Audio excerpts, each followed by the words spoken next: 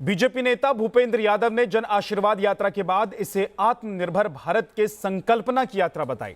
720 kilometre की यात्रा पूरी करने के बाद बीजेपी नेता ने विस्तार से अपनी यात्रा के उद्देश्यों को समझाया और उसे सफल बताया।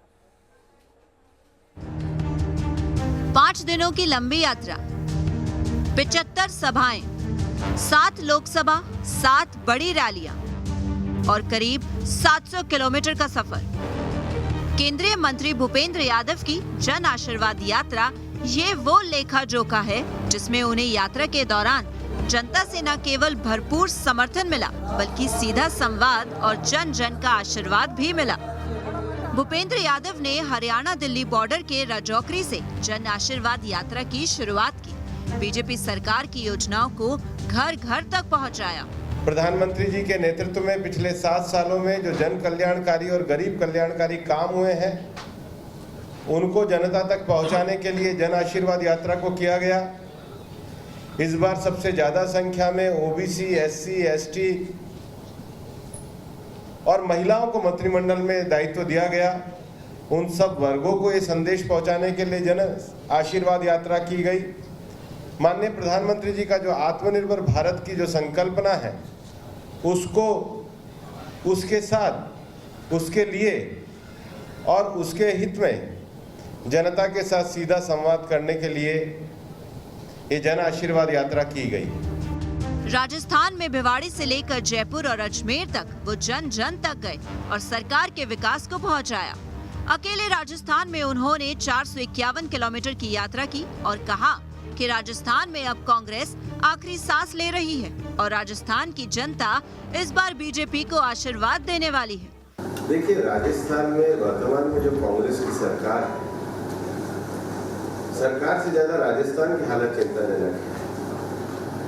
मैंने दिल्ली की यात्रा में भी कहा था, हम 3 साल से देख रहे हैं और दिल्ली में लोग कहते हैं कि सरकार कम चलती है और एक मूवी ज्यादा चलती है, किस्सा कुर्सी का। कभी कुर्सी पायलट साहब की तरफ जाती नजर आती है, कभी गहलोत साहब की तरफ, और बार बार रेफरी बन के दिल्ली के पर्यवेक्षक आते हैं। आपको बता दें कि बीजेपी की जन आशीर्वाद यात्रा के दौरान 39 कैबिनेट मंत्रियों ने 212 लोकसभा क्षेत्र कवर किए।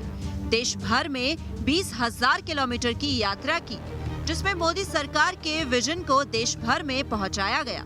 अजमेर से विकास चंद्र के साथ टीम न्यूज नेशन। तो बीजेपी नेता भूपेंद्र यादव ने जन आशीर्वाद यात्रा पूरी की है और इसके बाद उन्होंने जो बातें कही हैं उससे लग रहा है कि जो लोग उनसे मिल रहे थे उनका विश्वास उन पर नजर आ रहा था। ये तस्वीर आप देख रहे हैं भिवाड़ी की तस्वीर है। जन आशीर्वाद यात्रा की 7 लोकसभा क्षेत्र में गए और जनता के बीच मंत्री जी जब पहुंचे जयपुर तो उनके काफिले के साथ कैसे उनके समर्थक, उनके सहयोगी, उनके चाहने वाले भागते हुए नजर आए, वो भी आप देख रहे हैं। जन आशीर्वाद यात्रा के खत्म होने के बाद न्यूज नेशन ने केंद्रीय मंत्री भूपेंद्र यादव से खास बातचीत की। निम्बकाचार्य पीठ में पूजन और अर्चन के साथ ही केंद्रीय मंत्री भूपेंद्र यादव ने अपनी जन आशीर्वाद यात्रा पूरी की। हमारे साथ हैं, बात करते हैं। सर, जन आशीर्वाद यात्रा बहुत काफ़ी लंबी दूरी यात्रा की आपने, हरियाणा से शुरू किया, राजस्थान में आके अंत किया। इसके पहले अभी इस तरह से कभी मंत्रियों ने यात्रा नहीं की, आखिर इसका मकसद क्या है? प्रधानमंत्री नरेंद्र मोदी जी की जो जन कल्याणकारी नीतियां है, जो गरीब कल्याण की नीतियां है, नए मंत्रियों को जनता का आशीर्वाद लेने के लिए जो भेजा गया है, संवाद स्थापित करने के लिए भेजा गया है। जब आप लोगों के संपर्क में आते हैं, मिलते हैं, तो आपके मन के अंदर नए अनुभव, नए संकल्प और सेवा करने के नए व्रत होते हैं। मेरी यात्रा अब यहाँ पर समाप्त हुई है और ये बहुत पुरानी 1100 वर्ष पुरानी परंपरा है, पीठ है, उनका भी आशीर्वाद मिला है, तो मैं अपने आप को सौभाग्यशाली मानता हूँ। लेकिन इस यात्रा से लोगों की उम्मीदें बहुत ज़्यादा बढ़ गई हैं। अब उम्मीदों पे खरा उतरने के लिए आशीर्वाद लेकर के जा रहे हैं। लेकिन आपकी इस यात्रा को 2023 की राजनीति से देखकर जोड़कर देखा जा रहा है, कहा जा रहा है एक तरीके से भूपेंद्र यादव ने शंखनाद किया है। नहीं, हमारी पार्टी यहाँ पर सक्रिय है। राजस्थान में भारतीय जनता पार्टी का मजबूत आधार है। पिछली बार जो चूक हो गई आगे नहीं रहने वाली है।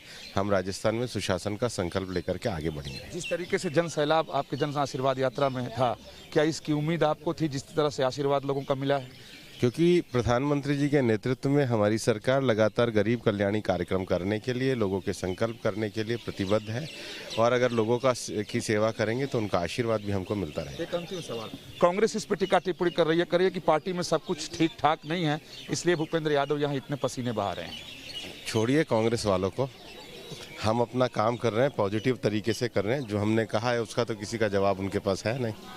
बहुत धन्यवाद बात करने के लिए कि कांग्रेस की बात क्या की जाए, प्रधानमंत्री के संदेश को जन जन तक पहुंचाना है, इसलिए जन आशीर्वाद यात्रा पर वो निकले थे। संजय के साथ विकास चंद्र, न्यूज नेशन, राजस्थान।